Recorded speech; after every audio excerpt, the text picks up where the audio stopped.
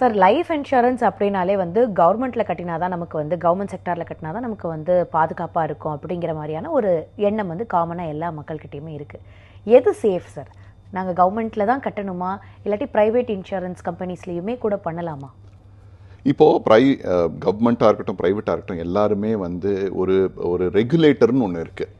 நம்ம பேங்க்ஸுக்கு ஆர்பிஐ எப்படி ரெகுலேட்டர் சார்ந்ததோ அதே மாதிரி இன்சூரன்ஸ் கம்பெனிஸ்க்கும் ஐஆர்டிஏன்னு ஒரு regulator, insurance regulatory and development அத்தாரிட்டின்னு ஒரு அத்தாரிட்டி இருக்குது. ஸோ அது இருக்கிறதுனால உங்களுடைய பணம் வந்து கவர்மெண்ட் இன்சூரன்ஸ் கம்பெனியில் எந்த அளவுக்கு சேஃபாக இருக்கோ அதே மாதிரி தான் இந்த ப்ரைவேட் செக்டர்லேயும் இருக்குது. ஏன்னா அவங்க மானிட்டர் பண்ணி அவங்க ரெகுலேட் பண்ணி பண்ணுறாங்க. ஸோ அந்த விதத்தில் வந்து இன்றைக்கி வந்து ஒரு தனியார் பேங்க்குக்கும் ஒரு கவர்மெண்ட் பேங்க்குக்கும் பெரிய வித்தியாசம் எப்படி இல்லையோ அதே மாதிரி தான் இன்சூரன்ஸ்லேயும் இல்லை. ஸோ சேஃப்டி பர்ஸ்பெக்டிவில் பொறுத்த வரைக்கும்